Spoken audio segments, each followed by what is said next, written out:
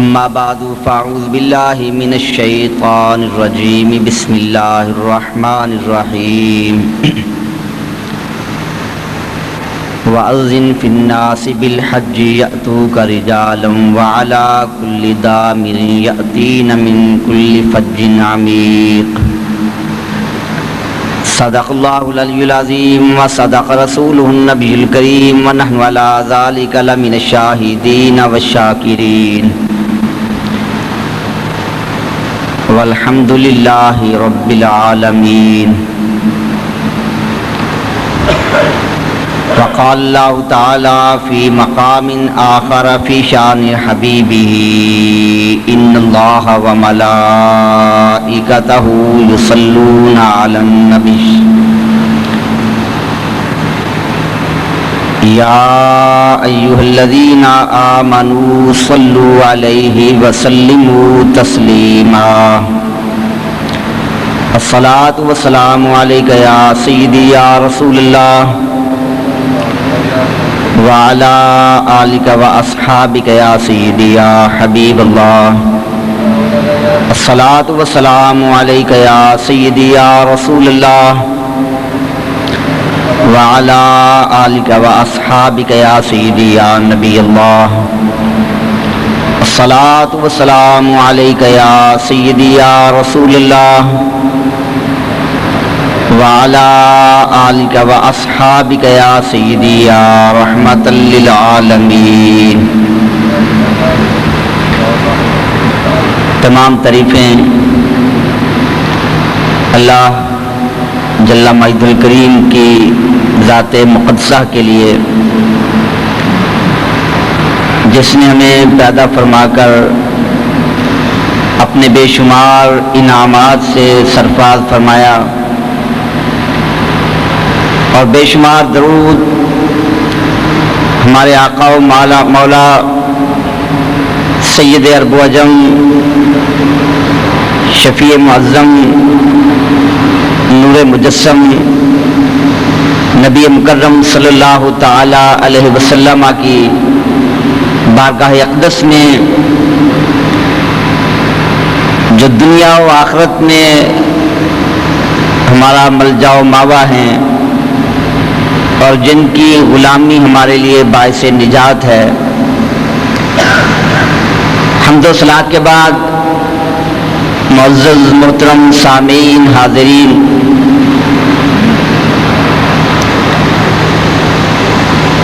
جو لوگ اللہ رب العزت جل شانہ کا نام بلند کرتے ہیں، اللہ کے حکم پر اپنا مال، اولاد، جان، وطن سب کچھ نثار کرتے ہیں اور اپنی زندگیاں اللہ تبارک و تعالیٰ کے دین کی سربلندی کے لیے وقف کر دیتے ہیں، تو پھر وقت آتا ہے کہ اللہ تبارک و تعالی ان کی زندگی کو، زندگی کے لمحات کو، ان کی اداؤں کو یادگار بنا دیتا ہے. وہ چلے جاتے ہیں لیکن ان کی ادائیں اور یادگاریں باقی رہتی ہیں. اب وہ وقت قریب ہے کہ دنیا اسلام سے لوگ اکٹھے ہو کر اللہ کے پاک گھر خانہ کعبہ کی زیارت کے لیے، حج بیت اللہ کے لیے حاضر ہوتے ہیں.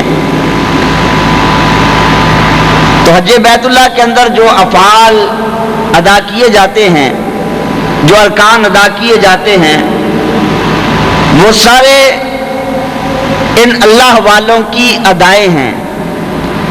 اللہ نے حج کی صورت میں ان کی اداؤں کو قیامت تک کے لیے زندہ کر دیا ہے. ذرا تصور کیجئے کہ آج سے صدیوں پہلے نہیں بلکہ ہزاروں سال پہلے اللہ کے پاک پیغمبر حضرت ابراہیم خلیل اللہ علیہ نبینا علیہ السلام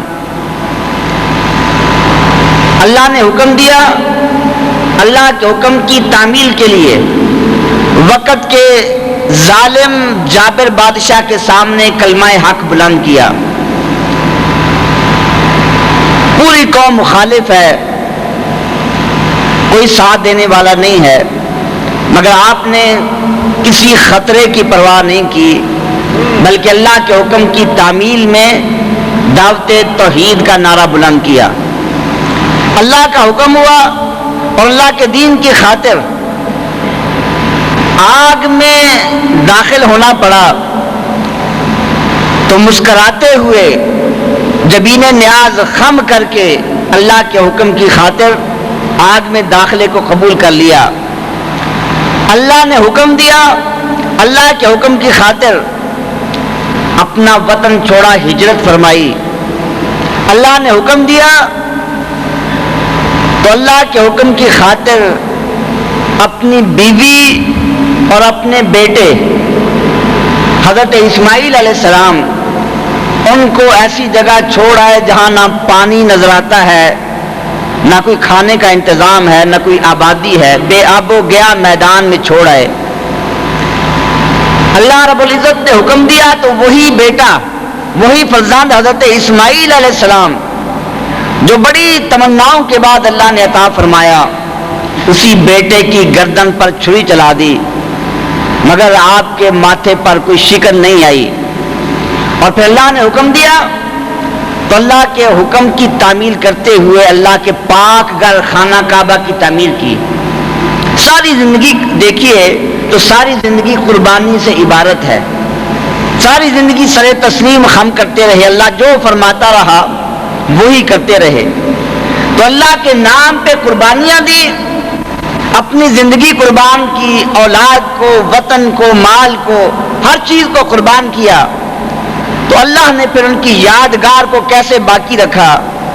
اللہ نے ارشاد فرمایا، حکم دیا، وَعَظِّمْ فِي النَّاسِ بِالْحَجِّ يَأْتُوكَ رِجَالًا وَعَلَىٰ كُلِّ ضَأْمِرٍ يَأْتِينَ مِنْ كُلِّ فَجٍّ عَمِيقٍ۔ فرمایا کہ پیارے ابراہیم، ساری زندگی میرا حکم مانتے رہے، سر تسلیم خم کرتے رہے، اور میرے حکم پر میرا گھر خانہ کعبہ تعمیر کیا۔ اب دیکھو کہ میں تمہارا نام کیسے زندہ کرتا ہوں، تمہارا یہ مشن کیسے زندہ ہوگا، تمہاری یہ یادگار کیسے باقی رہے گی۔ تمہیں کھڑے ہو جاؤ اور پوری دنیا کو اعلان کر دو، حج کا اعلان کرو۔ فرمایا کہ چاروں طرف سے لوگ دوڑتے ہوئے سر تسلیم خم کرتے ہوئے یاتو کا آپ کے پاس آ جائیں گے اللہ کے پاک گھر کے لیے۔ تو قیامت تک حج ادا ہوتا رہے گا، ارکان حج ادا ہوتے رہیں گے، لیکن ان ارکان حج کی صورت میں، ان افعال حج کی صورت میں حضرت ابراہیم علیہ السلام کی یادگار تازہ ہوتی رہے گی۔ آج حاجی حج بیت اللہ کرتے ہیں تو وہاں جا کر حضرت ابراہیم علیہ السلام کے وہ نشان قدم، وہاں جا کے نماز ادا کی جاتی ہے۔ جہاں حضرت سیدہ ہاجرہ رضی اللہ عنہا دوڑتی رہی، وہاں جا کر چکر لگائے جاتے ہیں۔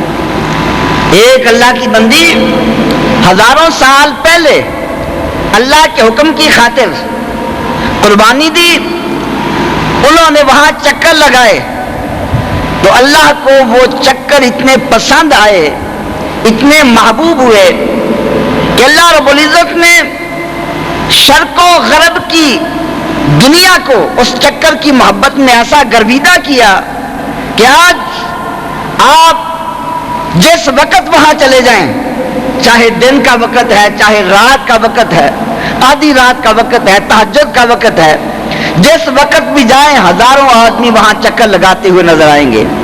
تو اللہ نے اپنی اس بندی کی اس ادا کو تازہ کر دیا اور زندہ جاوید کر دیا۔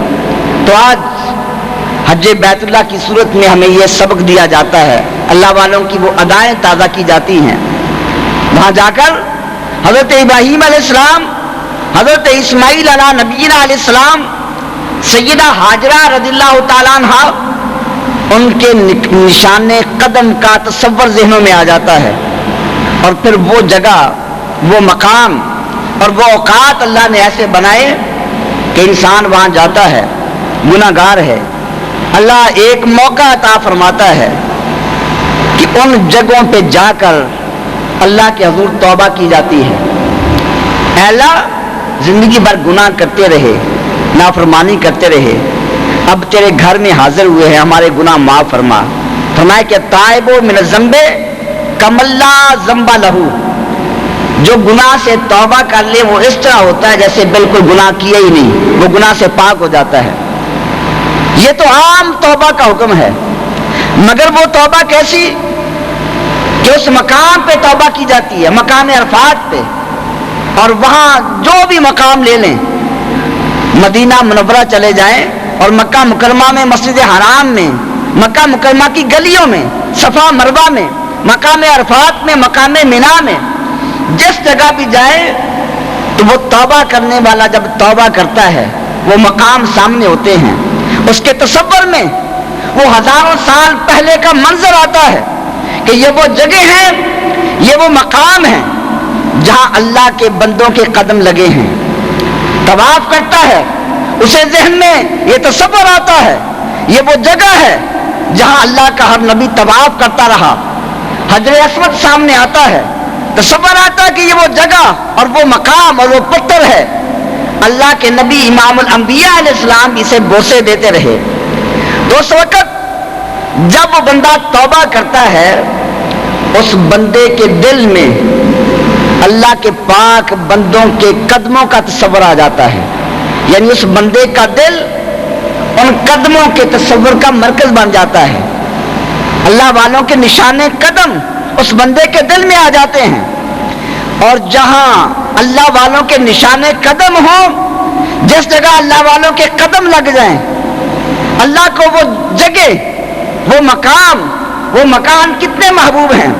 قرآن میں فرمایا وَاتَّخِذُوا مِن مَقَامِ إِبْرَاهِيمَ مُصَلًّى، کہ جس جگہ حضرت ابراہیم علیہ السلام کے قدم لگے، مقام کہتے ہیں کھڑا ہونے کی جگہ، اور جہاں آدمی کھڑا ہو اس جگہ پہ آدمی کے قدم لگتے ہیں، تو مقام قدموں کے نشان والی جگہ کو کہا جاتا ہے۔ فرمایا کہ اے مسلمانوں، جس جگہ حضرت ابراہیم علیہ السلام کے قدم لگے ہیں، جو ان کے قدموں کی جگہ ہے، اسے مصلی بنا لو۔ مقام یہ بھی ظرف کا صیغہ ہے، قدموں کی جگہ، اور مصلی یہ بھی ظرف کا صیغہ ہے۔ اس کا معنی سر رکھنے کی جگہ، جہاں سجدہ کیا جائے۔ سجدہ کرتا ہے تو انسان کے جسم کا جو سب سے اعلیٰ حصہ پیشانی ہے وہ اس جگہ لگتی ہے۔ تو اللہ نے فرمایا کہ اے بندو، میرے پاک نبیوں کا یہ مقام ہے، پاک نبیوں کی یہ شان ہے کہ جس جگہ ان کے قدم لگ جائیں، اللہ کائنات کو حکم دے دیتا ہے کہ ان کے قدموں کی جگہ اپنے سروں کو رکھو اور اس جگہ کی تعظیم کرو۔ من مقام ابراہیم مصلی، جہاں ابراہیم علیہ السلام کھڑے ہوئے، اب اس کو تم جائے نماز بنا لو، سجدے کی جگہ بنا لو۔ تو جب وہ ان جگہوں کا تصور کرے گا، نشان قدم اس کے دل میں آ جائیں گے، تو جس دل میں نشان قدم آ جائیں، وہ دل کتنا محبوب دل ہوتا ہے، کیونکہ جس گلی میں نشان قدم آ جائے وہ گلی اللہ کو اتنی محبوب۔ فرمایا لا اقسم بہذا البلد، اے محبوب مجھے شہر مکہ کی قسم۔ کیوں؟ فرمایا کہ اس لیے نہیں کہ خانہ کعبہ یہاں ہے، نہیں، بلکہ فرمایا وانت حل بہذا البلد، محبوب اس گلیوں میں تمہارے قدم لگے ہیں، اس لیے مجھے خدا کو ان گلیوں کی قسم۔ تو جس جگہ، جن گلیوں میں اللہ والوں کے قدم لگ جائے، وہ گلی اللہ کو محبوب ہو جاتی ہے، اور جس دل میں اللہ والوں کے قدموں کا نشان آ جائے، وہ دل کتنا محبوب دل ہوگا۔ تو یہ وہ جگہیں ہیں اللہ نے دعا کے لیے، توبہ کے لیے وہ مقام منتخب کر دیے تاکہ اس جگہ پہ آئے، اس مقام پہ آئے۔ تو اے ایمان والو، تمہارے دل اللہ کے نبیوں کے قدموں کا مرکز بن جائے، تمہارے دلوں میں اللہ کے انبیاء کا نقش قدم آ جائے، اور جہاں اللہ کے انبیاء کا نقش قدم آ جائے وہاں اللہ کی رحمتوں کا نزول ہوتا ہے۔ اللہ کی ایک رحمت نازل ہو جائے پوری دنیا کو کافی ہے، تو تم گناہ لے کر جاؤ گے، اللہ کے بندوں کے نشان قدم کا تصور کرو گے، ان کے قدموں کے صدقے اللہ تمہارے گناہوں کو نیکیوں میں تبدیل فرما دے گا، تمہاری وہ خطائیں نیکیوں میں بدل جائیں گی۔ اور وہ حج واقعی ایک ایسا فعل ہے، اللہ کے محبوب علیہ الصلوۃ والسلام ارشاد فرماتے، سنن ترمذی کی حدیث پاک ہے، فرمایا کہ جو شخص حج کے لیے آتا ہے تو فرمایا کہ جس طرح چاندی، سونا اور لوہا میل کچیل ہے، کھوٹ ہے، فرمایا کہ اس کو آگ کی بھٹی میں ڈال دیا جاتا ہے تو کیا ہوتا ہے، آگ کی بھٹی جو ہے وہ اصل سونے کو نہیں جلائے گی، میل جل جائے گی، میل صاف ہو جائے گی، سونا چاندی کھڑا رہ جائے گا۔ تو فرمایا کہ جو ایمان والا ایمان کا سونا لے کر، ایمان کی چاندی لے کر، یہ خزانہ لے کر اللہ کے پاک گھر میں آتا ہے تو پھر شان کیا ہوتی ہے کہ اللہ کے اس پاک گھر کی نسبت سے، حج بیت اللہ کے صدقے سے وہ میل گناہ جل جاتے ہیں اور پاک ایمان سونے کی صورت میں محفوظ ہو جاتا ہے، وہ کھرا ایمان لے کر واپس آتا ہے، گناہوں کے ڈھیر لے کر جاتا ہے، لیکن جب واپس آتا ہے تو پاک اور صاف خالص ایمان کا خزانہ لے کر آتا ہے۔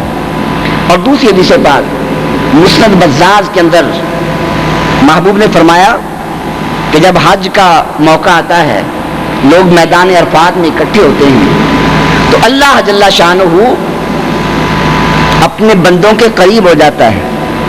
اللہ قریب بعید ہونے سے پاک ہے، یعنی اللہ اپنی پوری رحمت کی توجہ ان بندوں کی طرف فرماتا ہے، اور پھر اللہ فرشتوں کے سامنے اللہ تعالیٰ اظہار فخر فرماتا ہے، اے فرشتوں دیکھو تم نے سوال کیا تھا یہ بندے فسادی ہوں گے، خون ریز ہوں گے، اب یہی بندے لبیک اللہم لبیک کی صدائیں لگاتے ہوئے میری بارگاہ میں حاضر ہیں۔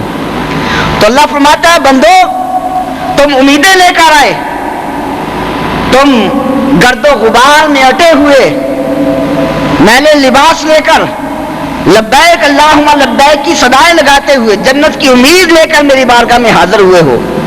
فرمایا اے بندو اگرچہ تمہارے گناہ جو ہے وہ سمندر کے قطروں کے برابر ہوں، سمندر کی جھاگ کے برابر ہوں، ریت کے ذرات کے برابر ہوں، آج تم امید لے کر میری بارگاہ میں حاضر ہوئے ہو، حج کے صدقے سے میں نے تمہارے وہ سارے گناہ معاف کر دیے۔ اللہ رب العزت معافی کا اعلان عام فرماتا ہے۔ اور دوسری حدیث پاک صحیح مسلم کے اندر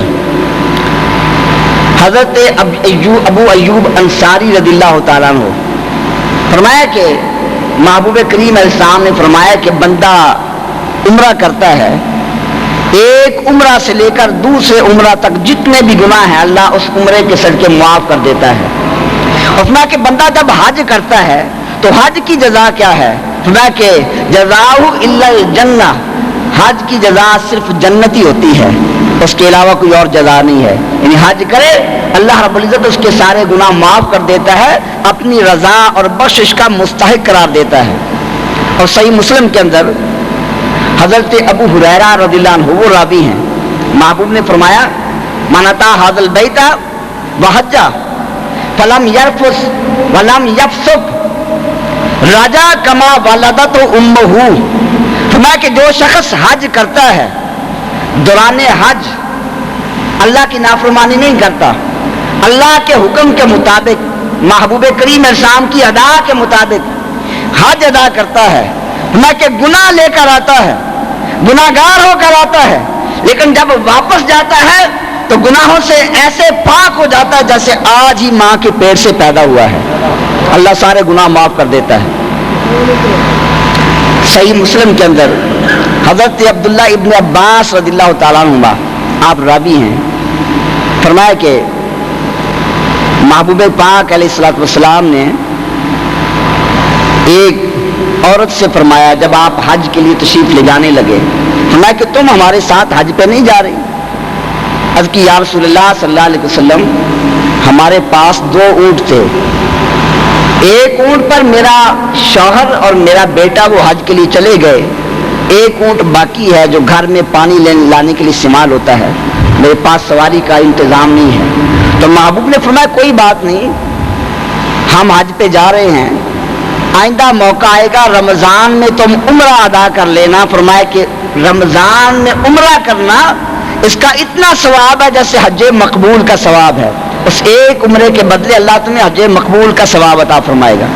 تو یہ بے شمار حج کے بارے میں حدیث اور روایات ہیں, لیکن جو قابل غور بات ہے کہ میں نے پہلے عرض کیا کہ حج کے جو افعال ہیں ان کے اندر جو ہمیں سبق دیا جاتا ہے وہ یہ ہے کہ اللہ کے محبوب بندوں کی اداؤں کو باقی رکھنا ہے, کیونکہ اللہ رب العزت کی ذات تو بے نیاز ہے, عبادات کی محتاج نہیں. حج کی صورت میں اللہ اپنے بندوں کی اداؤں کا منظر دیکھتا ہے. میرے بندوں نے یہ ادائیں میری محبت میں کیسے ادا کی ہیں, ان اداؤں کو باقی رکھا جاتا ہے. حضرت عمر فاروق رضی اللہ عنہ آپ جب تشریف لائے حج کے لیے, امیر المومنین تھے, وقت کے خلیفہ تھے, اور جب آپ حجر اسود کے پاس پہنچے, حضرت عبداللہ رضی اللہ عنہ اس حدیث کے راوی ہیں, صحیح مسلم کی حدیث پاک ہے, آپ نے حجر اسود کو بوسہ دیا اور فرمایا کہ اے حجر اسود, واللہ انی لقبلتک, اللہ کی قسم میں تجھے بوسہ دے رہا ہوں, وانی اعلم انک حجر, اور میں جانتا ہوں کہ تو ایک پتھر ہے, لا تنفع ولا تضر, ذاتی طور پر تو نفع بھی نہیں دے سکتا, کوئی نقصان بھی نہیں دے سکتا.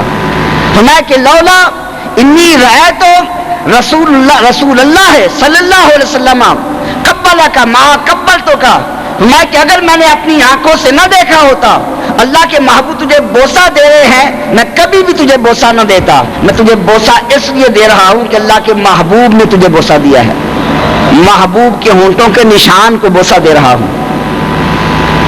اسی طرح دوسری روایت صحیح مسلم میں آپ کے بیٹے حضرت ابن عمر رضی اللہ عنہما, وہ جب حاضر ہوئے حج بیت اللہ کے لیے اور حجر اسود کے پاس آئے, استلام کیا اور پھر حجر اسود کو بوسہ دیا, اور پھر فرمایا کہ میں نے جب سے اللہ کے محبوب کو دیکھا, محبوب کریم علیہ السلام نے حجر اسود کو بوسہ دیا ہے, اس کے بعد جب بھی میں یہاں حاضر ہوا ہوں کبھی بھی بوسہ ترک نہیں کیا, محبوب کے نشان لب پہ ضرور بوسہ دیتا ہوں. تو صحابہ کرام کا یہ نظریہ تھا کہ ہم حجر اسود کو بوسہ دے رہے ہیں تو محبوب کے نشان لب کو بوسہ دے رہے ہیں. کعبۃ اللہ 4 رکن ہیں کعبہ شریف کے, 2 رکن شامی کہلاتے ہیں, اور 2 رکن, ایک رکن یمانی اور ایک رکن اسود جس میں حجر اسود نصب ہے. تو ویسے تو کعبہ شریف وہاں ہر جگہ ہی قابل تعظیم ہے, ہر جگہ ہی قابل برکت ہے, مگر طواف کرتے ہوئے حاجی جب طواف کرتے ہیں, عمرہ کرنے والے طواف کرتے ہیں, تو رکن شامی کو تعظیم نہیں دی جاتی, دونوں رکن شامی ان کو تعظیم نہیں دی جاتی, رکن یمانی کو تعظیم دی جاتی ہے, اور رکن اسود جہاں حجر اسود ہے وہاں تعظیم بھی دی جاتی ہے اور بوسہ بھی لیا جاتا ہے. علماء نے وجہ لکھی, فرمایا کہ اس کی وجہ کیا ہے. رکن تو 4 ہیں, وہ 2 بھی خانہ کعبہ کے رکن ہیں, اور رکن اسود اور رکن یمانی یہ بھی خانہ کعبہ کے رکن ہیں, لیکن باقی 2 رکنوں کو بوسہ نہیں دیا جاتا, تعظیم نہیں کی جاتی. ان 2 رکنوں کی تعظیم کی جاتی ہے, بوسہ دیا جاتا ہے طواف کے اندر. وجہ کیا ہے؟ فرمایا کہ خانہ کعبہ کی جو اصل تعمیر تھی, اللہ کے پاک نبی حضرت ابراہیم علیہ السلام نے اپنے زمانہ میں جو تعمیر کی تھی, رکن اسود بھی اسی تعمیر پہ قائم ہے اور رکن یمانی بھی اسی تعمیر پہ قائم ہے, مگر باقی 2 رکن اس تعمیر پہ قائم نہیں ہیں. اب وہ نقشہ نہیں ہے, حتیم کی صورت میں باہر نکال دی گئی ہے. تو اب یہ 2 رکن اسی تعمیر پہ قائم ہے, اسی بنا پہ قائم ہے. تو حج تو ایک بہانہ ہے, مگر اللہ حج کے ذریعے حضرت ابراہیم خلیل اللہ کی اداؤں کا اظہار فرما رہا ہے اور بتایا یہ جا رہا ہے, اے لوگوں دیکھو خانہ کعبہ سارا ہی اللہ کی رحمت کا مرکز ہے, سارا ہی رحمتوں کے نزول کا مرکز ہے, ہر حصے پہ اللہ کی رحمتوں کی بارش نازل ہو رہی ہے, مگر تعظیم اس جگہ کی جا رہی ہے جو اللہ کے پاک نبی کے ہاتھوں والی بنا پہ قائم ہے. تو پتہ چلا کہ اللہ کو محبوب کی نسبت کے ساتھ محبت ہے, اور حج کے ذریعے اسی محبت کی نسبت کا اظہار کیا جاتا ہے. اور حجر اسود حضرت عمر فاروق نے فرمایا کہ حجر اسود تو ایک پتھر ہے، ذاتی طور پر تو نفع نہیں دے سکتا، نقصان نہیں دے سکتا، مگر میں تجھے اس لیے بوسہ دیتا ہوں کہ اللہ کے محبوب کے لب یہاں لگے۔ علامہ شرف الدین نووی رحمۃ اللہ علیہ آپ نے یہاں لکھا کہ حضرت ابراہیم خلیل اللہ نے یہ کلمات کیوں فرمائے، حضرت عمر فاروق نے یہ کلمات کیوں کہے، اے حجر اسود تو ایک پتھر ہے، ذاتی طور پر نفع نہیں دے سکتا، ذاتی طور پر نقصان نہیں دے سکتا، یہ کلمات کیوں ارشاد فرمائے؟ فرمایا کہ وہ کثیر مجمع تھا، آپ امیر المومنین تھے، خلیفہ وقت تھے، اور آپ اس حج کے مجمع میں یہ ارشاد فرما کر آپ دو پیغام دے رہے تھے، ایک توحید کا، ایک رسالت کا۔ اسی ایک جملہ میں آپ دو پیغام دے رہے تھے، ایک توحید کا پیغام اور ایک رسالت کا۔ اکیلی توحید بغیر رسالت کے اس کو مان لینا وہ قابل قبول نہیں ہے، وہ شیطانی طریقہ ہے۔ اور جب رسالت کو مان لیا جائے تو رسالت کو تبھی مانیں گے، پہلے توحید کو مانیں گے۔ تو آپ دو پیغام دے رہے تھے۔ فرمایا کہ لوگ ابھی نئے نئے مسلمان ہوئے تھے اور بت پرستی کا زمانہ زیادہ دیر نہیں گزری تھی، تو کسی کے ذہن میں یہ بات آ سکتی تھی کہ پہلے ہم بتوں کی پوجا کرتے تھے، پتھروں کو خدا مانتے تھے، یہ حجر اسود بھی پتھر ہے، اب اس کی تعظیم کر رہے ہیں، فرق تو کوئی نہ ہوا۔ پہلے وہ اور پتھر تھے جن کو ہم خدا مانتے تھے، تعظیم کرتے تھے، ابھی حجر اسود کی صورت میں پتھر ہمارے سامنے آ گیا۔ تو لوگوں کے ذہنوں میں یہ شبہ آ سکتا تھا، آپ نے اس شبہ کو دور کر دیا، فرمایا لا تنفع ولا تضر، اس پتھر میں ذاتی کمال نہیں ہے، جو کمال بھی وہ اللہ کا عطا کردہ ہے، اللہ کی عطا سے اس میں صلاحیتیں ہیں، اللہ کی عطا سے برکتیں ہیں، ذاتی طور پر یہ ایک پتھر ہی ہے۔ اور دوسرا آپ نے رسالت کا پیغام دیا، عظمت رسالت کا، اور بتایا کہ لوگوں اصل چیز، اصل عبادت کیا ہے؟ اصل عبادت اللہ کے محبوب کی ادا کو اپنانا ہے، محبوب کی اتباع ہے، محبوب کی سنت ہے۔ فرمایا کہ میں نے اپنی آنکھوں سے دیکھا محبوب بوسہ دے رہے تھے، اگرچہ ظاہراً پتھروں کی تعظیم اچھی بات نہیں ہے، لیکن جب اس پتھر کو محبوب کے لب لگ گئے، اب یہ پتھر عام پتھر نہیں رہا، یہ بوسہ گاہ مصطفیٰ بن گیا، اب اس پتھر کی تعظیم کرنا یہ ادائے مصطفیٰ ہے۔ تو اصل اسلام ادائے مصطفیٰ ہے۔ آپ نے ان مشرکین کا بھی رد کر دیا جو اس زمانے کے تھے، کیا مشرکین ہم بیت اللہ کو، حجر اسود کو بوسہ دے رہے ہیں اس وجہ سے نہیں کہ ہم پتھروں کی عبادت کرتے ہیں، بلکہ اس لیے بوسہ دے رہے ہیں کہ یہاں رسول اللہ صلی اللہ علیہ وسلم کے لب لگے ہیں۔ اور میں سمجھتا ہوں کہ آپ نے آنے والے دور میں جو شرک کا فتویٰ لگانے والے ہیں ان کا بھی رد کر دیا۔ آج ایسے لوگ ہیں اللہ کے پاک بندوں کے ساتھ نسبت رکھنے والے مقامات کی تعظیم کریں، فوراً شرک کا فتویٰ۔ تو آپ نے اس کا بھی جواب دے دیا، اے لوگوں جس جگہ کو، جس مقام کو، جس پتھر کو، جس چیز کو اللہ کے محبوب سے نسبت ہو جائے اس کی تعظیم کرنا یہ شرک نہیں ہے، وہ عبادت بن جایا کرتا ہے۔ تو آپ نے آنے والے جو مفتیان تھے، شرک والے مفتیان، آپ نے ان کا بھی رد کر دیا۔ اور پھر دوسری روایت علامہ زرقانی شرح موطا امام مالک میں آپ لکھتے ہیں کہ جب حضرت عمر فاروق نے یہ جملہ فرمایا، آپ نے توحید کا پیغام بھی دے دیا، رسالت کا پیغام بھی دے دیا، ساتھ حضرت علی المرتضیٰ شیر خدا بھی موجود تھے۔ آپ نے فرمایا اے عمر ٹھیک ہے، آپ نے صحیح بات کی، پتھر ذاتی طور پر نفع نہیں دیتا، ذاتی طور پر نقصان نہیں دیتا، لیکن یہ حجر اسود جو ہے اس کو اللہ نے یہ استعداد دی ہے، یہ نفع بھی دیتا ہے، نقصان بھی دیتا ہے۔ فرمایا کہ یہ پتھر نفع بھی دیتا ہے اور نقصان بھی دیتا ہے۔ حضرت عمر فاروق نے فرمایا کیا دلیل؟ دعویٰ دلیل کے ساتھ ہوا کرتا ہے، دلیل کیا ہے؟ آپ نے قرآن کی آیت پڑھی، اذا اخذ ربک من بنی آدم من ظہورہم، عالم العرش میں اللہ نے حضرت آدم علیہ السلام کی پشت سے ساری ارواح کو باہر نکالا۔ فرمایا کہ اللہ نے پھر اقرار کروایا، الستو بربکم، کیا میں تمہارا رب نہیں ہوں؟ قالوا بلا، سب نے جواب دیا، مومن تھے، مشرک تھے، منافق تھے، سب نے جواب میں کہا بلا، اے اللہ تو ہمارا رب ہے۔ فرمایا کہ اللہ رب العزت نے اس وعدے کو ایک کاغذ پہ لکھ دیا۔ فرمایا کہ حجر اسود وہاں لایا گیا، اس وقت حجر اسود کی دو آنکھیں تھی، ایک زبان تھی، منہ تھا۔ اللہ نے فرمایا کہ اے حجر اسود تو اپنا منہ کھول۔ فرمایا کہ حجر اسود نے منہ کھولا، اللہ نے وہ کاغذ کا ٹکڑا جو پوری کائنات کی طرف سے وعدہ تھا اللہ تو ہمارا رب ہے، اس کاغذ کے ٹکڑے کو حجر اسود کے منہ میں رکھ دیا۔ فرمایا کہ اپنا منہ بند کر لے۔ اللہ نے فرمایا کہ حجر اسود وقت آئے گا میرے پاک گھر میں تجھے نصب کیا جائے گا، لوگ آئیں گے تیری تعظیم کریں گے۔ فرمایا اے حجر اسود جو تیری تعظیم کرے گا، تجھے آ کر بوسہ دے گا، چومے گا، کل قیامت کے دن میری بارگاہ میں گواہی دینا اے اللہ اس نے وعدہ کیا تھا تو میرا رب ہے، اس وعدے کا پاس کیا اور آ کر تیرے حکم کے مطابق میری تعظیم کی، اس لیے یہ نفع بھی دے گا نقصان بھی دے گا۔ قیامت کے دن جس کی گواہی دے دے گا اس کا بیڑا پار ہو جائے گا، اور جس کی گواہی نہیں دے گا وہ نہیں بچ سکے گا۔ تو یہ نفع بھی دے گا نقصان بھی دے گا۔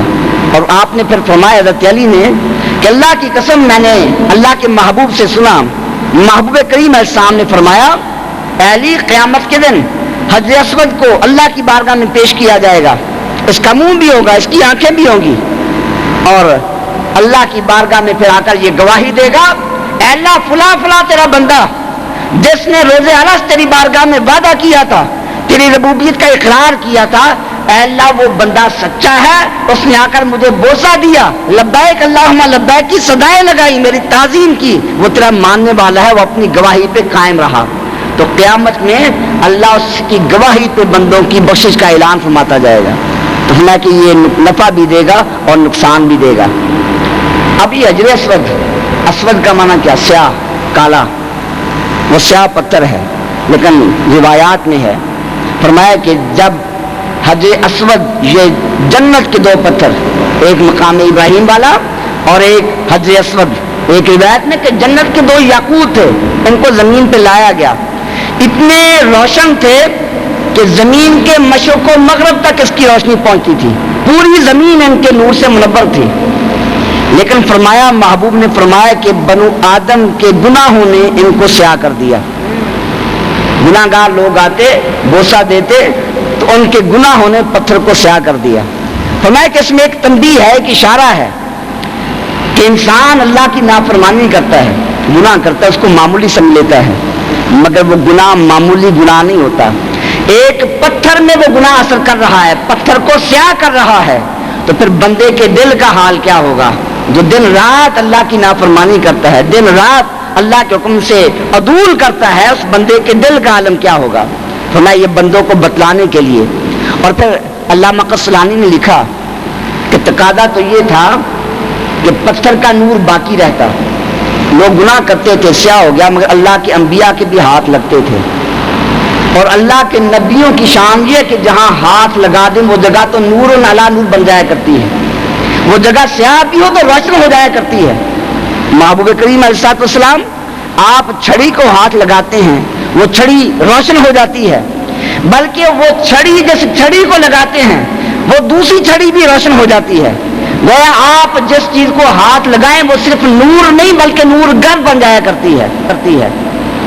سیدہ عائشہ صدیقہ رضی اللہ عنہا کا واقعہ ہے، مسلم شریف میں لکھا، محبوب نماز جنازہ پڑھا کر تشریف لائے، حضرت عائشہ رضی اللہ عنہا آگے بڑھی، محبوب کے جسم پہ ہاتھ پھیرنے لگی، ٹٹولنے لگی۔ فرمایا کہ عائشہ کیا دیکھ رہی ہو، میرے جسم پہ کیا لگا ہے، کیا تلاش کر رہی ہو؟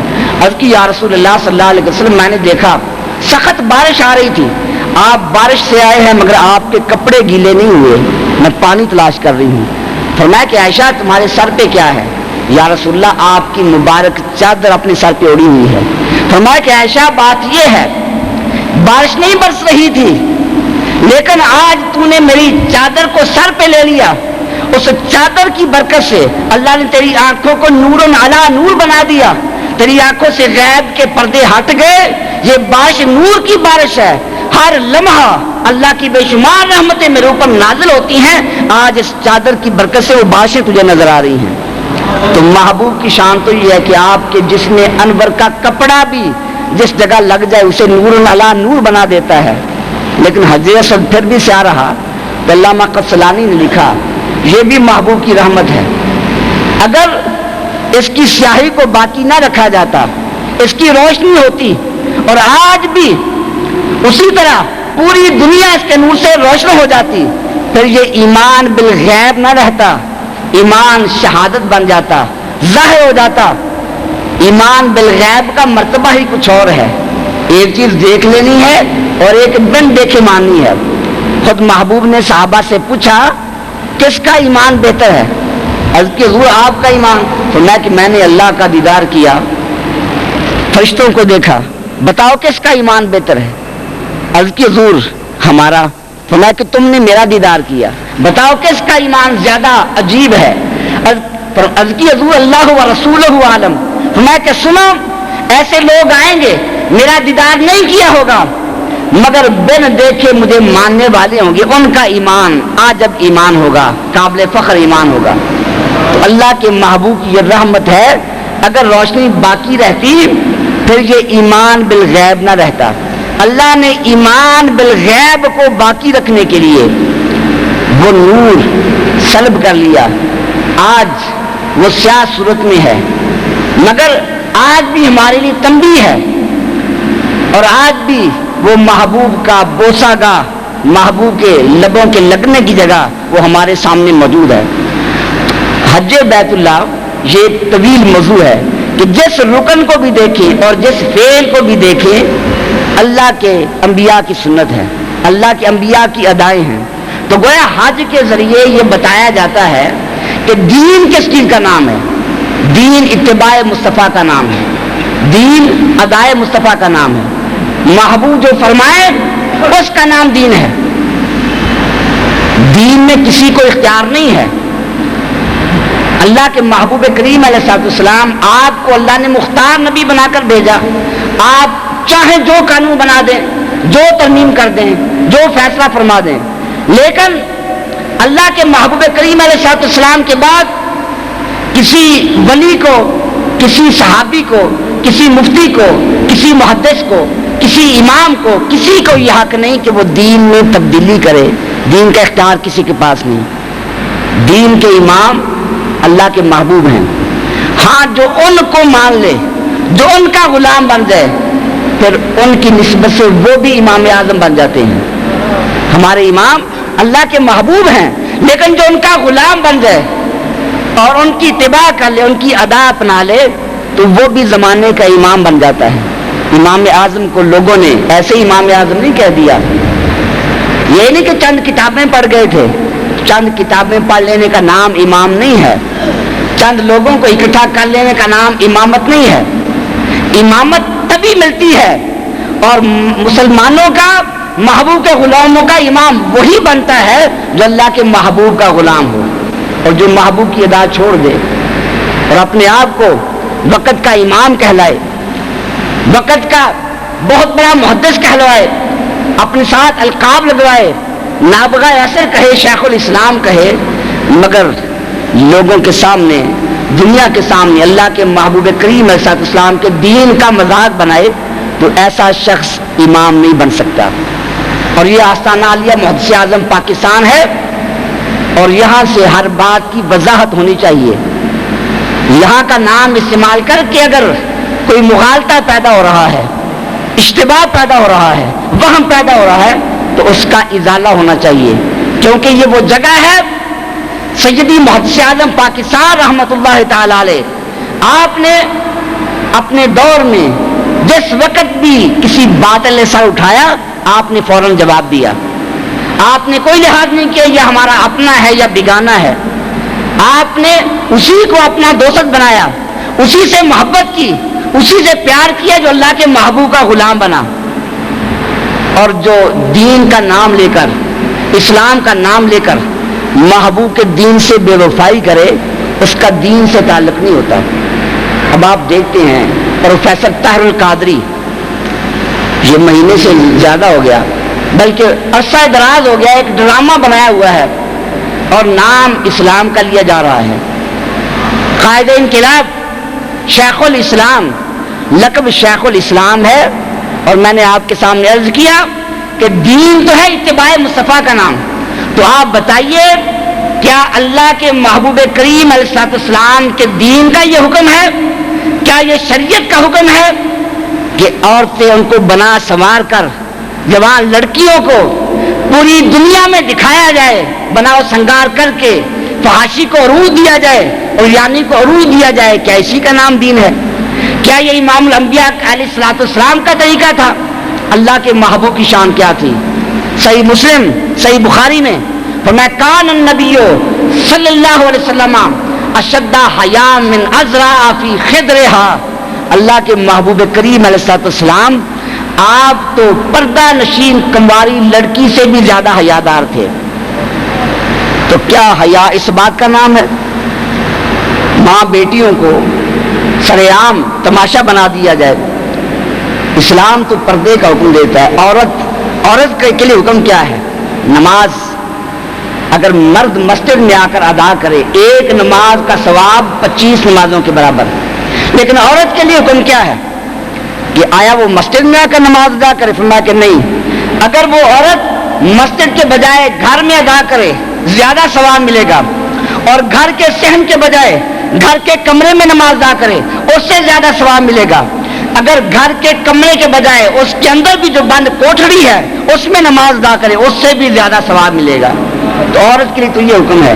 اب بتائیے یہ شیخ الاسلام جو بنا پھرتا ہے اس سے پوچھو یہ کس شریعت کا حکم ہے؟ عورتوں کے اس طرح بناؤ سنگار کروا کے سر عام تماشا لگایا جائے، فحاشی کو عروج دیا جائے، بے حیائی کو عروج دیا جائے اور اسے انقلاب کا نام دیا جائے.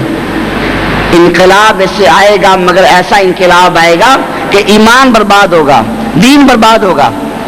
اب یہاں آستان عالیہ محدث اعظم پاکستان رحمۃ اللہ علیہ پہ سیدی قاضی محمد فضل رسول حیدر رضوی دامت برکاتہم العالیہ، آپ نے اس وقت کی نزاکت کا احساس کرتے ہوئے پریس کانفرنس کی اور اس میں یہ بیان جاری کیا گیا کہ ایسے شخص کا اہل سنت سے کوئی تعلق نہیں ہے. یہ نام استعمال کر رہا ہے. اب ان لوگوں کو اس بیان سے تکلیف ہوئی. پروفیسر طاہر القادری کے ماننے والوں کو وہ کہتے ہیں کہ کوئی دین کا ٹھیکیدار نہیں ہے. کسی پیر کو، کسی مولوی کو، کسی آستانے والے کو یہ حق نہیں ہے، وہ دین کا ٹھیکیدار نہیں ہے کہ وہ کسی کو دین سے خارج کر دے، کسی کو اہل سنت سے خارج کر دے، کسی کو حنفیت سے خارج کر دے، کسی کو بریلویت سے خارج کر دے. یہ کسی پیر کا حق نہیں ہے. تو بھائی یہ بات ہم مانتے ہیں کہ کوئی پیر، کوئی مولوی، کوئی محدث، کوئی مفتی وہ دین کا ٹھیکیدار نہیں ہے. ہاں یہ لوگ دین کے چوکیدار ہیں، دین کے پہرے دار ہیں، اور دین کے پہرے دار کا یہ کام ہوتا ہے جب کوئی چور حملہ آور ہو تو لوگوں کو بتایا جائے، اعلان کیا جائے. تو یہ تو دین کی پہرے داری کر رہے ہیں. اب یہ لوگ کہتے ہیں کہ یہ رضویت کا نام لینے والے لوگوں کو اہل سنت سے خارج کر رہے ہیں، لوگوں کو دین سے نکال رہے ہیں، حنفیت سے خارج کر رہے ہیں، بریلویت سے خارج کر رہے ہیں. تو آئیے میں آپ کے سامنے عرض کروں. ایک شخص خود چھلانگ لگا کر گھر سے باہر کود جائے، خود باہر چھلانگ لگا دے تو یہ نہیں کہا جائے گا کہ ہم نے اسے نکال دیا. جو خود چھلانگ لگا رہا ہے، اب یہ چھلانگیں کیسے لگائیں؟ میں آپ کے سامنے دلائل کی روشنی میں بات کروں گا. یہ سنیت کی بات کرتے ہیں، حنفیت کی بات کرتے ہیں. حنفیت تو بڑی بات، سنیت سے خارج ہونے کی بات دیکھو. جہاں سے ابتدا ہوئی سب سے پہلے پروفیسر طاہر القادری نے جو جس فتنے کا آغاز کیا، اس نے دیت کے مسئلے کا انکار کیا. صحابہ کرام کا، امام اعظم کا، امام مالک کا، امام شافعی کا، امام احمد بن حنبل کا، جتنے بھی بڑے بڑے ائمہ ہیں سب کا، پوری امت کا اتفاق اور اجماع ہے کہ مرد کی دیت 100 اونٹ ہے، عورت کو قتل کر دیا جائے اس کا خون بہاؤ 50 اونٹ ہیں. عورت کی دیت مرد کی دیت سے نصف ہے. نبی پاک کا ارشاد پاک ہے، اس پہ امت کا اجماع ہے، صحابہ کرام کا اتفاق ہے. اور آج سب سے پہلے طاہر القادری نے اپنے مشائخ، اپنے اساتذہ کے خلاف جرأت کرتے ہوئے یہ کہا کہ عورت کی دیت مرد کی دیت کے برابر ہے. اب چاہیے تھا کہ وہ اپنی اس غلطی سے رجوع کرتا، توبہ کر لیتا، اللہ تعالیٰ معاف کرنے والا ہے، مگر اس نے توبہ نہیں کی۔ کیا کیا؟ جب علماء کی بات ہوئی، آج اس کے الفاظ موجود ہیں، محفوظ ہیں قصوں میں، علماء نے کہا کہ بھائی امام اعظم کا قول موجود ہے، امام مالک کا قول موجود ہے، امام شافعی کا قول موجود ہے، تم کون ہو انکار کرنے والے؟ تو طاہر القادری نے یہ کہا، ان علماء ان فقہا کے اقوال پیش نہ کرو، کیونکہ میں ان کے فریق کی حیثیت سے بول رہا ہوں، ان کا مد مقابل ہوں۔ کن علماء کا؟ محدث اعظم کا نام نہیں لیا، علامہ غزالی رضا کاظمی شاہ صاحب کا نام نہیں لیا، اپنے استاد علامہ عبدالرشید صاحب جھنگی کا نام نہیں لیا۔ کن علماء کی بات، کن فقہا کی بات؟ وہ امام جس کو داتا جی حجویری بھی فرماتے ہیں کہ امام امامہ امام اعظم ابو حنیفہ، امام اعظم کو کہا کہ وہ میرے فریق ہیں، امام مالک کو کہا وہ میرے فریق ہیں، امام شافعی کو کہا وہ میرے فریق ہیں، امام احمد بن حنبل کو کہا وہ میرے فریق ہیں۔ حتیٰ کہ صحابہ کرام کا بھی اتفاق ہے، جو شخص سارے فقہا کو، جن میں صحابہ کے فقہا بھی شامل ہیں، جن میں چاروں ائمہ شامل ہیں، جن میں غوث اعظم شامل ہیں، جن میں صاحب ہدایہ شامل ہیں، علامہ شامی شامل ہیں، صاحب فتح القدیر شامل ہیں، علامہ قدوری شامل ہیں، پوری امت کے علماء فقہا شامل ہیں، وہ سب کو کہے میرا فریق ہے، میرا مد مقابل ہے۔ بتاؤ کیا وہ سنیت میں داخل رہ گیا؟ کیا وہ حنفیت میں داخل رہ گیا؟ جب وہ خود کہہ رہا ہے یہ میرے فریق ہیں۔ حنفی وہ نہیں ہوتا جو امام اعظم کا مقابل ہو، حنفی وہ ہے جو امام اعظم کا غلام ہو۔ سنی وہ نہیں ہوتا جو امام مالک یا امام شافعی کا مقابل ہو، سنی وہ ہوتا جو ان کا غلام ہو۔ جب وہ خود کہہ رہا ہے کہ میں ان کا فریق ہوں، پھر ہم نہیں نکال رہے، وہ خود چھلانگ لگا رہا ہے۔ جب وہ خود چھلانگیں لگا کر باہر جا رہا ہے تو ہمیں کیا ضرورت نکالنے کی؟ اس نے تقریر کرتے ہوئے، یہ نیٹ میں موجود ہے، میں نے بھی سنی، سنیت سے خارج ہونے کی بات کر رہا ہوں کہ ہم نہیں خارج کر رہے، وہ خود چھلانگیں لگا رہا ہے۔ سنی کون ہوتا ہے؟ محبوب نے فرمایا ما انا وعلیہ اصحابی، سنی وہ ہے جس پر میں ہوں اور میرے صحابہ قائم ہیں۔ صحابہ کو ماننے والا سنی ہوتا ہے۔ صحابہ میں کون شامل ہیں؟ حضرت امیر معاویہ وہ بھی صحابی ہیں۔ کون صحابی؟ سنن ترمذی صحاح ستہ کی کتاب، محبوب نے فرمایا اللہم اجعلہ ہادیا و مہدیا، اے اللہ معاویہ کو ہادی بھی بنا دے اور مہدی بھی بنا دے، ہدایت والا بھی، ہدایت یافتہ بھی بنا دے۔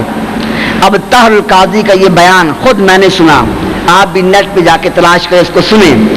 اس نے کہا کہ لوگوں نے مجھے یہ بتایا کہ جو اعلیٰ حضرت کا نام لینے والے ہیں، بریلویت کا نام لینے والے، رضویت کا نام لینے والے، تو وہ 10 محرم کو امیر معاویہ کی شان بیان کرتے ہیں۔ کہنے لگا کہ مجھے یقین نہیں آتا تھا کہ کوئی شخص 10 محرم کو امیر معاویہ کی شان بیان کر سکتا ہے۔ علماء اہل سنت جب محرم کا موقع ہو امام حسین کی بھی شان بیان کرتے ہیں، ساتھ خارجیت کا بھی رد کرتے ہیں، جو امیر معاویہ کے منکر ہیں، صحابہ کے منکر ہیں، سب کا رد کرتے ہیں۔ تو کہنے لگا کہ پھر میں نے خود سنا، ویڈیو سنی، رضویت کا نام لینے والے، اعلیٰ حضرت کا نام لینے والے، وہ امیر معاویہ کی شان بیان کر رہے تھے۔ اس کے الفاظ ہیں، اس نے کہا ایسے لوگ خائن ہیں، امیر معاویہ کی شان بیان کرنے والے وہ فتنہ باز ہیں، وہ شر پسند ہیں، اور یہ کہا اپنے پیروکاروں کو کہ اگر تم کسی کو دیکھو کہ وہ مسجد میں بیٹھ کر منبر رسول پہ امیر معاویہ کی شان بیان کر رہا ہے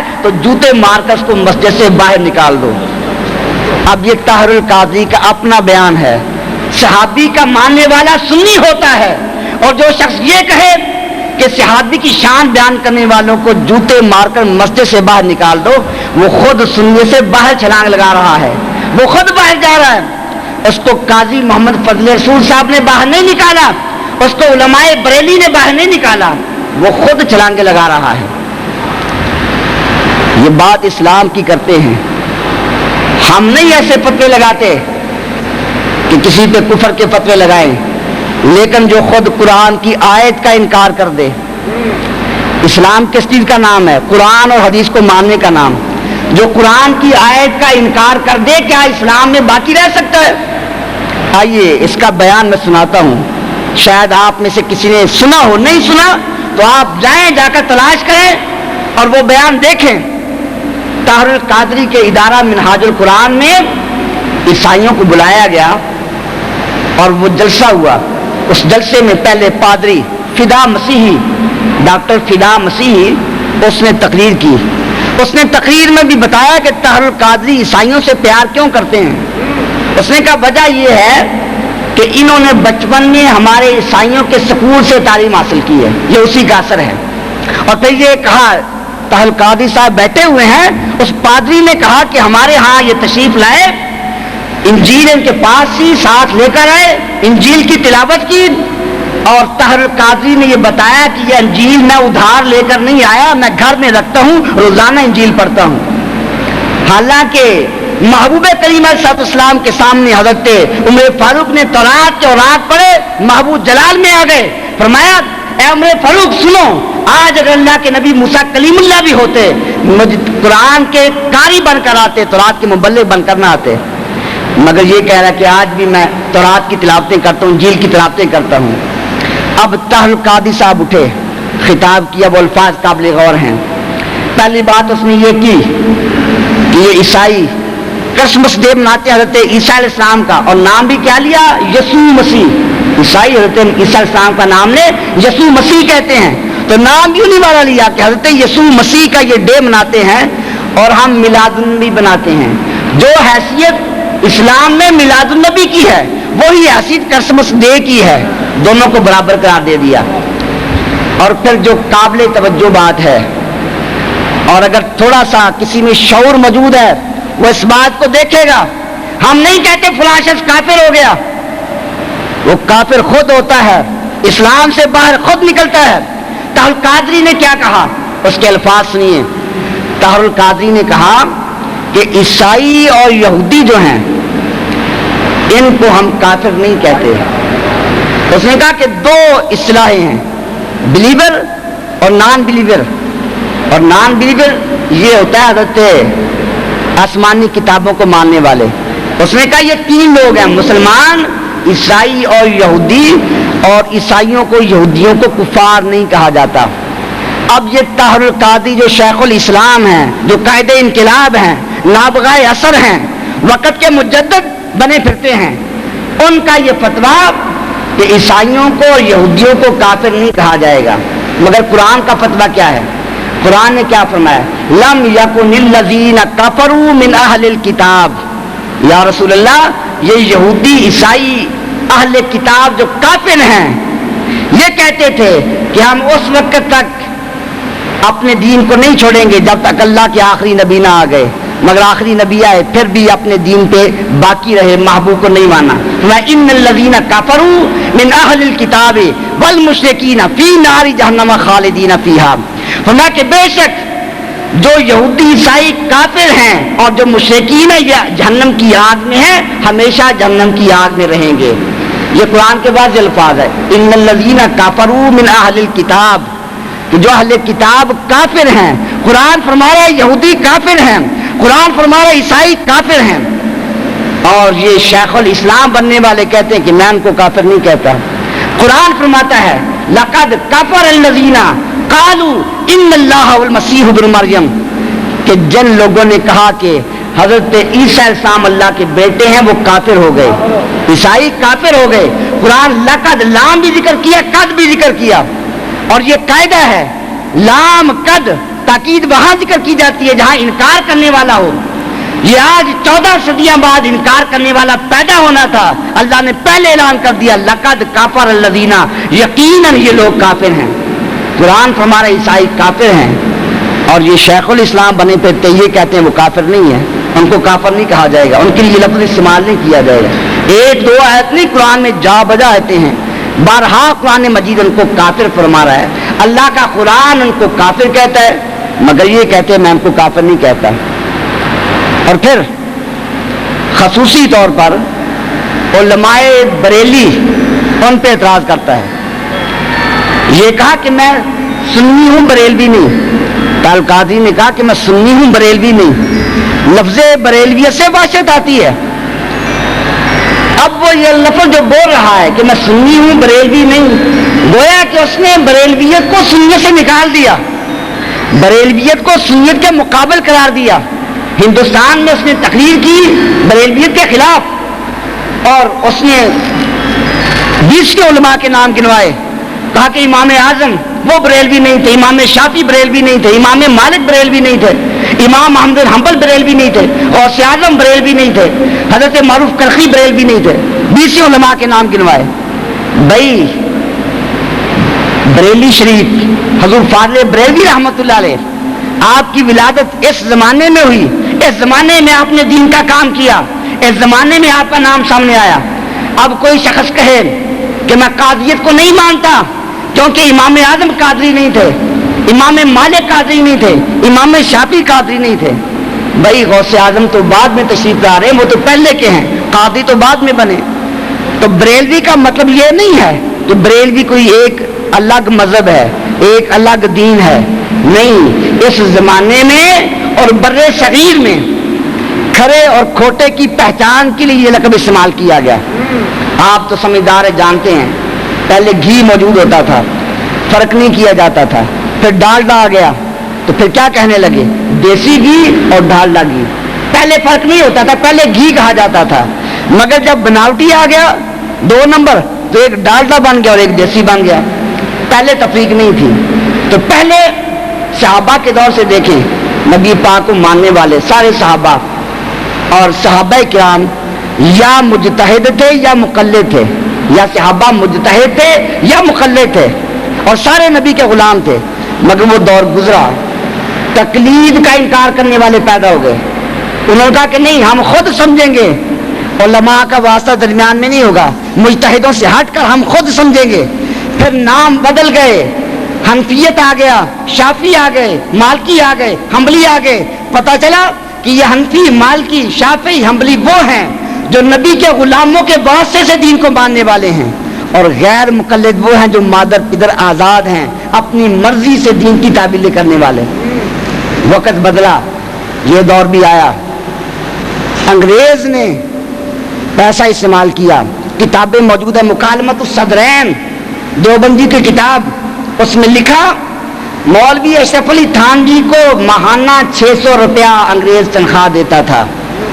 آج سے 100 سال پہلے 600 روپے کی کتنی قیمت ہوگی مجھے تو اندازہ نہیں۔ میں نے اپنے زمانے میں جو دیکھا 1500 تک بھی تولہ سونا ملتا تھا، اور آپ میں بڑے آدمی موجود ہے اس دور میں، اور یہ آپ سے بھی پہلے کا دور ہے، تو 600 روپے میں کتنا سونا آتا ہوگا، 600 روپے کی کتنی قیمت بنتی ہوگی۔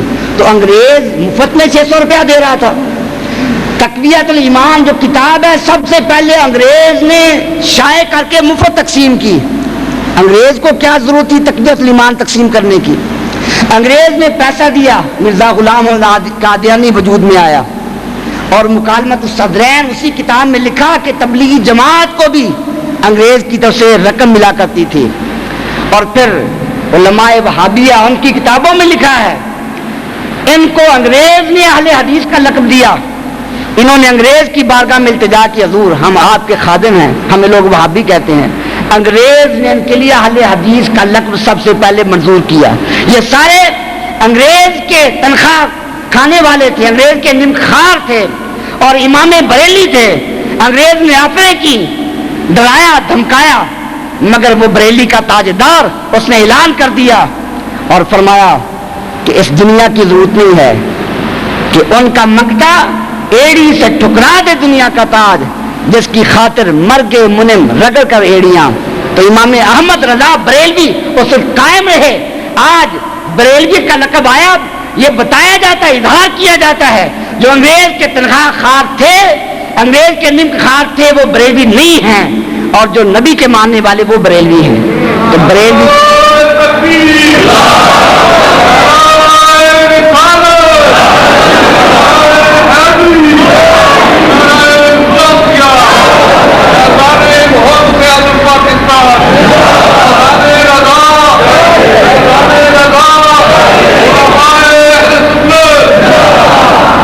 تب وہ خود کہہ رہا ہے کہ میں تو بریلوی نہیں ہوں، ہم اس کو نہیں نکال رہے۔ یہ اخباروں میں جو بیان دے رہے ہیں، قاضی محمد فضل رسول صاحب حیدر غزنوی کے بیان کی ہم مذمت کرتے ہیں، کسی سجادہ نشین کو حق نہیں کسی کو بریلویت سے سنیت سے خارج قرار دے۔ تو بھائی قاضی محمد فضل رسول صاحب نہیں نکال رہے، وہ خود کہہ رہے میں امام اعظم کا فریق ہوں، وہ خود کہہ رہے میں بریلوی نہیں ہوں۔ قرآن عیسائیوں کو کافر کہتا ہے، وہ کہتا ہے میں عیسائیوں کو کافر نہیں مانتا۔ قرآن کے حکم سے باہر وہ خود نکل رہا ہے، اسلام کے دائرے سے باہر وہ خود نکل رہا ہے، حنفیت کے دائرے سے باہر وہ خود نکل رہا ہے، سنیت کے دائرے سے باہر وہ خود جا رہا ہے، اور بریلوی کے دائرے سے باہر وہ خود جا رہا ہے۔ ہم نہیں نکال رہے۔ جو خود چھلانگ لگا کر باہر چلا جائے تو پھر جو خود گڑھے میں چھلانگ لگا دے، خود آگ میں چھلانگ لگا دے، وہ اپنے انجام کا خود ذمہ دار ہوتا ہے۔ قاضی محمد فضل رسول تو بچانے والے ہیں، جو ان کے دامن سے وابستہ ہوتے ہیں، ان کو عشق رسول کا پیغام دیتے ہیں، محبت رسول کا پیغام دیتے ہیں۔ اور پھر اسی دھرنا جو دیا ہوا ہے جہاں عورتوں کی نمائش کی جاتی ہے، اسی دھرنے کے اندر طاہر القاضی نے یہ الفاظ کہے، خدا کی قسم میں نے زندگی بھر جھوٹ نہیں بولا۔ یہ الفاظ کہ خدا کی قسم میں نے زندگی بھر جھوٹ نہیں بولا، حالانکہ آج اس کے جھوٹ اتنے آشکار ہیں، اتنے واضح ہیں، ہر ایک جانتا ہے ایک دن میں نہ جانے وہ کتنے جھوٹ بول جاتا ہے۔ اس کے جھوٹ سنو تو وہ بھی ایک لمبا موضوع ہے، دھرنے کے اندر اس نے نہ جانے کتنے جھوٹ بولے۔ طاہر القاضی یہ کہا کرتا ہے، یہ دعویٰ کرتا ہے کہ میرا باپ جو تھا ڈاکٹر فرید الدین، وہ محدث اعظم پاکستان رحمۃ اللہ علیہ کا شاگرد تھا۔ تو محدث اعظم پاکستان رحمۃ اللہ علیہ کے شاگرد ابھی موجود ہیں، ان کی زیارت کرنے والے موجود ہیں۔ علامہ حافظ احسان اللہ صاحب رحمۃ اللہ علیہ آپ نے لکھا کہ وہ طاہر القاضی کا والد داڑھی منڈا تھا، ڈاکٹر ڈنگر ڈاکٹر، تو وہ یہاں جامع رضویہ آتا مسئلے پوچھنے، عربی عبارات پوچھنے، ہم اس کو مسئلہ بتایا کرتے۔ تو ایک دن حافظ صاحب فرمانے لگے کہ ڈاکٹر صاحب آپ اتنے مسئلے پوچھتے ہو، تبلیغ کرتے ہو، آپ داڑھی بھی ذرا رکھ لو تو کتنی اچھی بات ہوگی۔ تو کہنے لگا کہ اگر میں نے داڑھی رکھ لی پھر مولوی بن جاؤں گا، پھر کوئی میرے قریب کیسے آئے گا، پھر کوئی میرے قریب نہیں آئے گا، کوئی دوائی لینے نہیں آئے گا، اس لیے میں داڑھی نہیں رکھتا۔ تو وہ تو کسی درس نظامی کا فارغ نہیں ہے، کسی عالم کا شاگرد نہیں ہے، علماء سے مسئلے پوچھنے والا ایک عام ڈاکٹر ہے، اور آج اس کو نہ جانے کتب الاقطاب اور کتنے القاب دیے ہوئے ہیں۔ اور یہ کہا کہ علامہ کاظمی شاہ صاحب رحمۃ اللہ علیہ بھی بات کرتے ہوئے اس کے سامنے حاضر آ گئے، حالانکہ علامہ کاظمی کو یہ اپنا استاد مانتا ہے۔ علامہ کاظمی غزالی زمام جو مناظرے کے میدان کے شاہ سوار تھے، اور بڑے بڑے علماء کو ان کے سامنے بات نہیں کر سکتے تھے، تو یہ کہتا کہ میرے باپ ڈاکٹر فرید نے جب ابو طالب کے ایمان پہ دلائل پیش کیے تو کاظمی شاہ صاحب بھی لاجواب ہو گئے، خاموش ہو گئے۔ تو یہ اتنے واضح جو جھوٹ بول رہا ہے، اور پھر بات بات پہ خواب سنانے والا، اس کا وہ خواب مشہور ہے، اور آپ ویڈیو دیکھ لیں، اس کی ویڈیو موجود ہے۔ اس نے یہ خواب بیان کیا کہ میں نے دیکھا اللہ کے محبوب صلی اللہ علیہ وسلم آپ کمرے میں اکیلے تشریف فرما ہیں، میں حاضر ہوا اور محبوب نے فرمایا کہ طاہر القادری مجھے دینی جماعتوں نے دعوت دے کر پاکستان میں بلایا، لیکن ان کے کردار کو دیکھ کر میں علماء سے، پاکستان کے سارے علماء سے ناراض ہو کر یہاں سے جا رہا ہوں۔ تو کہا کہ میں نے پاؤں پکڑ لیے، رونے لگا، حضور کرم فرمائیں یہاں رہ جائیں۔ ان علماء میں کون؟ ان علماء میں طاہر القادری کے پیر طاہر اللہ الدین صاحب رحمۃ اللہ علیہ بھی شامل ہیں، ان علماء میں اس کے استاد علامہ کاظمی شاہ صاحب بھی شامل ہیں، ان علماء میں بڑے بڑے جو اہل سنت کے امام شامل ہیں۔ کہا کہ میں سب سے ناراض ہو کر جا رہا ہوں۔ تو جب میں نے عرض کیا، رویا، منت سماجت کی، تو نبی پاک نے فرمایا کہ اے طاہر القادری ایک شرط ہے، اگر میرے آنے جانے کا مدینہ شریف جہاز کی واپسی کا انتظام تو کر دے، خرچ تو برداشت کر لے، پھر میں پاکستان آ جاتا ہوں۔ الیاذ باللہ، اللہ کے نبی علیہ السلام کو طاہر القادری کی ٹکٹ کی ضرورت ہے۔ اللہ کے نبی کی شان تو یہ ہے کہ فرمایا کہ پوری کائنات میرے سامنے ہے، کانما انظر الی کفی ہذہ، آپ ساری کائنات کو ایسے ملاحظہ فرما رہے جیسے ہاتھ کی ہتھیلی کو دیکھا جاتا ہے۔ دن میں نہ جانے کتنے لوگ فوت ہوتے ہیں، اور جب بھی کوئی مردہ ایک وقت میں نہ جانے کتنے لوگ قبروں میں جاتے ہیں، مگر وہاں اللہ کے حبیب جلوہ فرما ہوتے ہیں، اور سوال کیا جاتا ہے کہ ما تقول فی ھذا الرجل، اس مرد کامل کے بارے میں کیا کہا کرتا تھا۔ تو جو شخص اتنا جھوٹ بولتا ہے، اسے کسی عقیدے کا لحاظ نہیں ہے، کسی استاد کا لحاظ نہیں ہے, کسی پیر کا لحاظ نہیں ہے, جن کو وہ اپنا پیر مانتا ہے, جن کو اپنا استاد مانتا ہے, جس مسلک کے ماننے والے لوگوں کو برغلا کر اپنا وہ انقلاب مارچ جاری کرتا ہے, ان سب مسلکوں سے عدول کر رہا ہے, تو وہ خود ہی اہل سنت سے باہر ہو رہا ہے, خود ہی خارج ہو رہا ہے. یہ جامعہ سنی رضوی جامع مسجد والوں نے نہیں نکالا, یہ پیر قاضی محمد فیض رسول صاحب فضل رسول صاحب نے نہیں نکالا, یہ ان علماء اہل سنت نے نہیں نکالا, وہ خود نکلا ہے. اور یہ لوگ محافظ ہیں, دین کے چوکیدار ہیں, ان کا کام ہے, یہ پہرے دار ہیں جو دین پہ حملہ آور ہوگا. اور یہ دیکھ لیے علماء اہل سنت کی حقانیت, باقی لوگ ہیں جو بندی ہیں, وہابی علماء ہیں, ان کے علماء نے گستاخیاں کی, وہ لوگ خاموش ہو گئے, ساتھ دیا, ان کی گستاخیوں کی تعویلیں کی. مگر علماء بریلی کا یہ فتویٰ ہے, یہ اعلان ہے, جو اللہ کے نبی کی شان میں گستاخی کرے گا, جو صحابہ کی توہین کرے گا, جو اہل سنت کے عقائد سے انحراف کرے گا, جو امام اعظم کی شان میں توہین کرے گا, چاہے وہ ہمارا اپنا ہو یا بیگانہ ہو, ہم سب کے خلاف آواز اٹھائیں گے. ٹھیک ہے, طاہر القاضی یہاں کے علماء سے پڑھا, محدث اعظم پاکستان کے شاگرد علامہ عبدالرشید جھنگوی سے پڑھا, تو اس کا مطلب یہ نہیں کہ اگر وہ ان سے پڑھتا رہا علماء بریلی کا شاگرد ہو گیا, علامہ اکادمی شاہ صاحب کا شاگرد بن گیا, اب اسے کھلی چھٹی ہے, وہ چاہے جیسے دین کی تحریف کرتا رہے. نہیں, محدث اعظم پاکستان رحمۃ اللہ علیہ کے بھی یہ طریقہ تھا, اور آپ کے جانشین کا بھی یہ طریقہ ہے, ان کا یہ طریقہ ہے, ان کا یہ اصول ہے کہ جو بھی اہل سنت کے خلاف آواز اٹھائے گا, چاہے وہ ہمارے ساتھ نسبت بھی کرے, ہمارے ساتھ اس کا کوئی تعلق نہیں ہے. آج اگر کوئی یہاں سے تعلق رکھنے والا, یہاں کی جماعت کا کوئی عالم, کوئی مولوی, کوئی پیر, اگر وہ طاہر القاضی کے ساتھ جا کر مر جائے, وہ خود ذمہ دار ہے. آستانہ عالیہ محدث اعظم پاکستان کا اس میں تعلق نہیں ہے. اہل سنت والجماعت, عوام اہل سنت پریشان تھے کہ شاید آستانہ عالیہ محدث اعظم پاکستان اس کی تائید کر رہا ہے, پوری دنیا میں ملک پاکستان کی بدنامی کا باعث بنا ہوا ہے, اور آج یہ حملہ آور ہوا ہے. کل طالبان اسی اصول کو بنیاد بنا کر وہ بھی گھیراؤ کر لیں گے.